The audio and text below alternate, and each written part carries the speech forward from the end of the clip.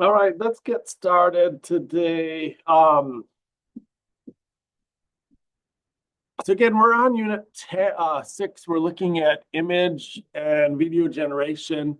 Uh, Last on Tuesday, we talked kind of a little bit more about the underlying technology, how we take these convolutional neural network layers, stack them together in different ways, and train them to generate images.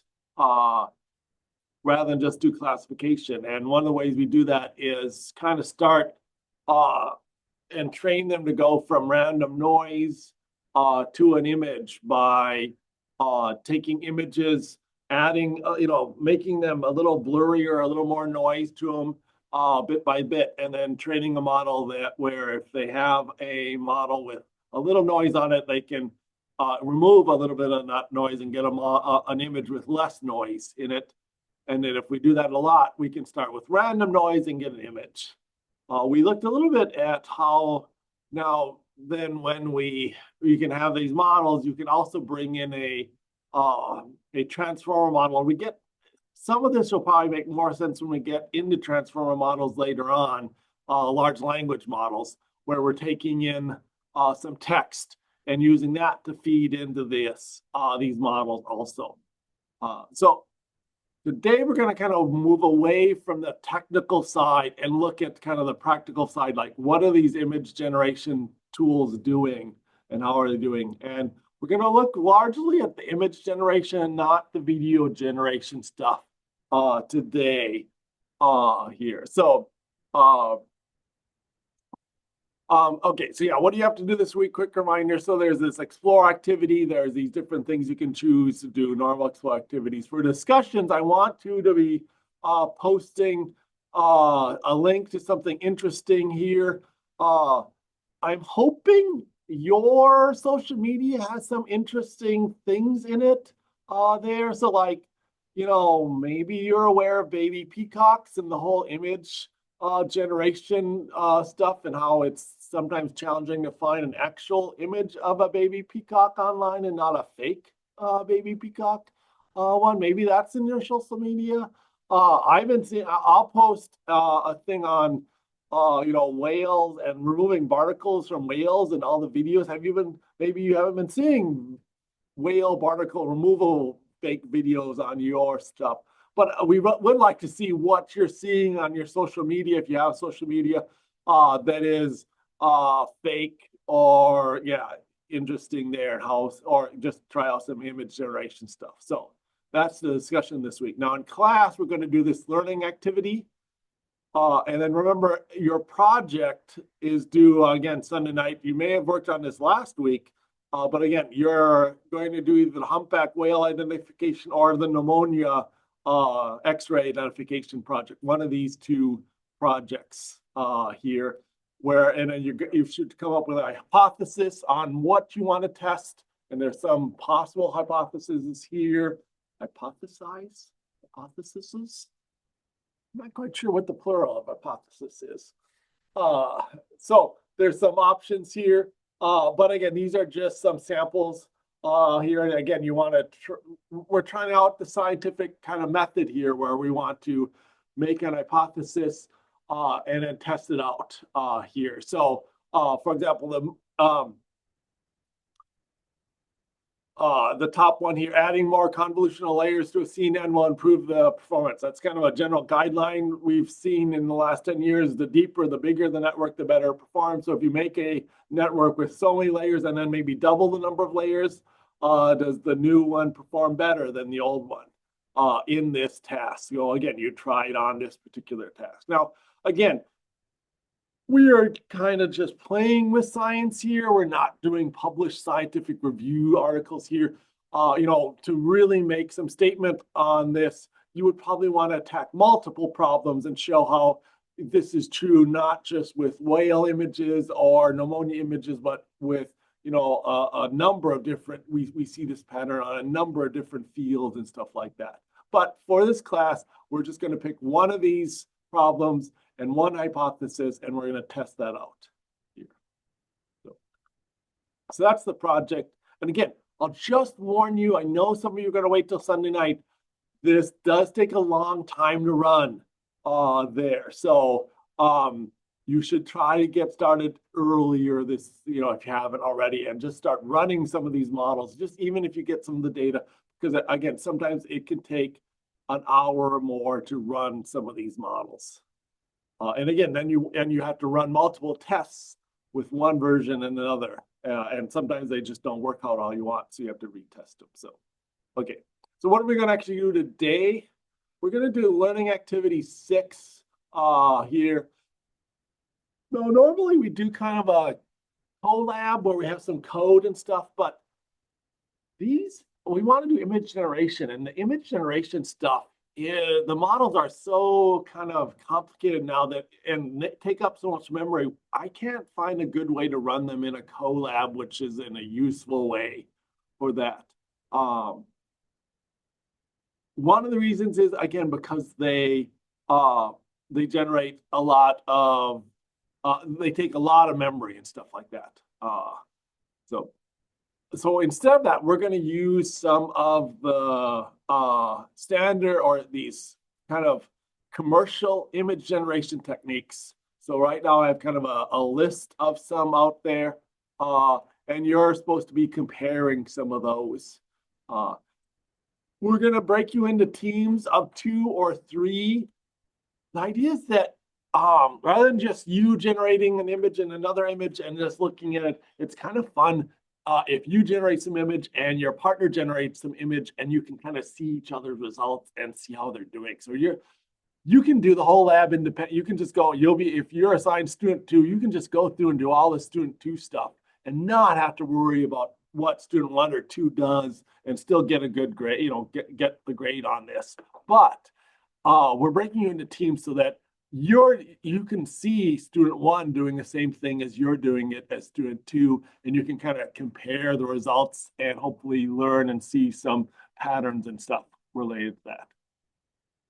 So we're going to break you all into teams of 2 or 3 here with this. So let's look at that here. So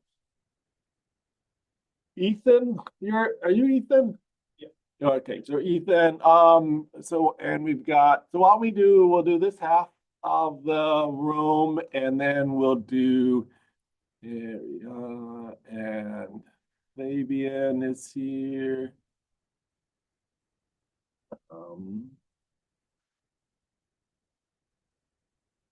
And is it Mo? What's your name?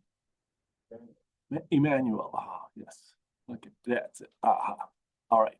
So we'll put you 3 on a team for that side. Okay. Online people. It looks like we got 4 people online now. So we'll do that in 2 teams of 2, and if anyone else jumps in here.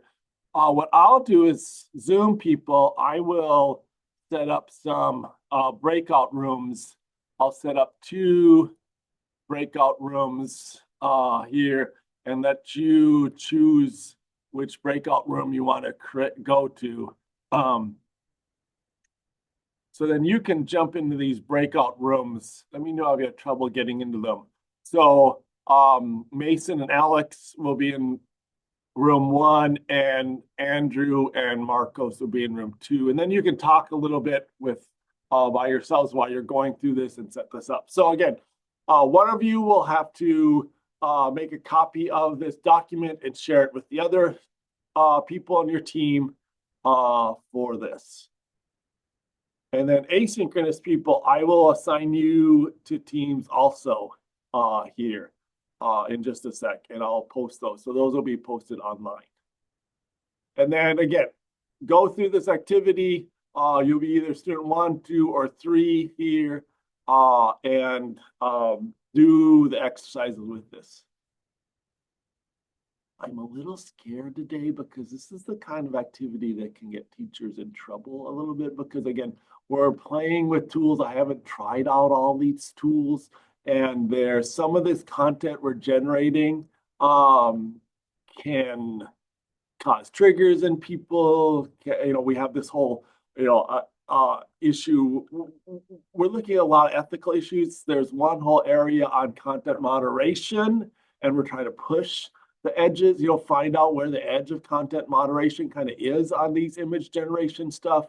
Now, most of the commercial stuff will have pretty good content moderation, so you won't be able to generate anything, any of this stuff with that. But some of these are using open source image generations. One was that's used to be used a lot was called Stable Diffusion, and there's a new one called Flux out there. Open source ones are created in an open shared environment, so there's and so there's not an organization kind of responsible for it. And so they also don't have much or any content moderation. So you can create images that are not appropriate for sharing in class. That's out. So be careful on how we handle some of these sensitive issues, especially with fellow students. All right. Okay, so online students jump into your breakout rooms, face-to-face students. Again, I don't even know if you need to sit next to each other as long as you know each other and kind of can share stuff. You can decide if you want to get together, you can, but you can work in your own locations, whatever works out best for you. So these are the teams. I'll leave the teams up there. Let's make the teams a little bit.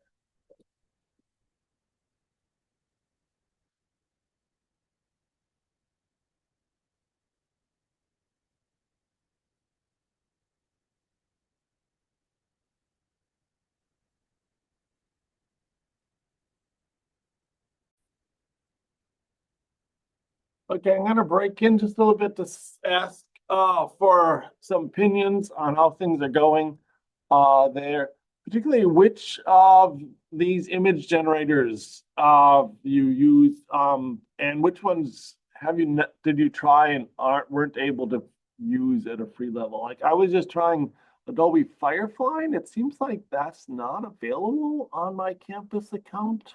Anyone else run into problems with that? Anyone else use Firefly? I was just using it and it said I don't have access with my CSS account, which I thought was really weird. I have access to it outside. Any other of these that you tried, weren't able to use that I should flag to check?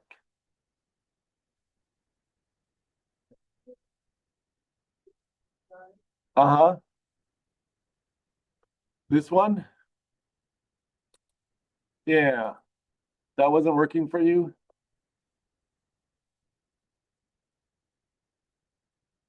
Okay. Interesting. Okay, so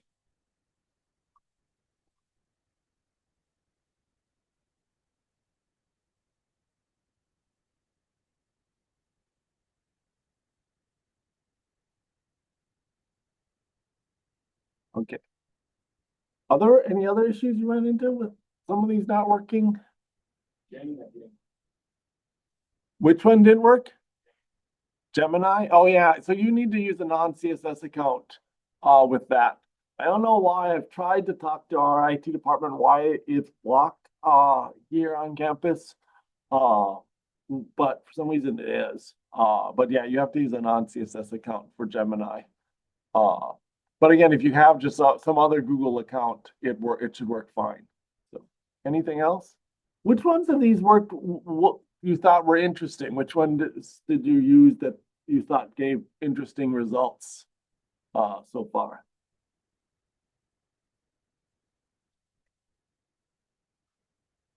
Which one?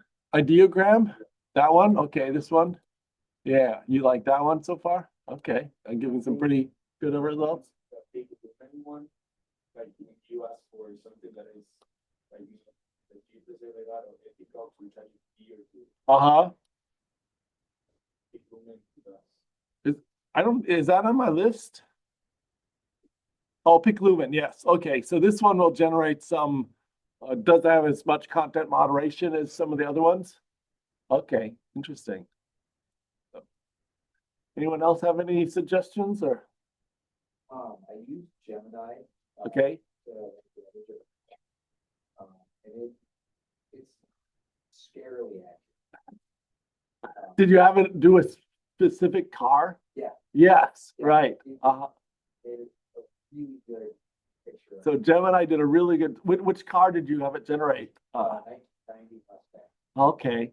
Yeah, it did really, interesting. Yeah. Right. So yeah, that's I'm interested to see what these are really good at, what they don't work well at. It has trouble with text. Yes. So and that's the whole thing with accuracy. And some of these, there was one actually just for t-shirts and posters, and I didn't post it here, but there are some of these that are trained just for including text or doing a t-shirt with text on it or designing sort of stuff. So in general, yeah, these are run into trouble with text. So that's fun to see. So okay. Okay, I'll let you keep working on it. Any other issues before we keep going? Online people?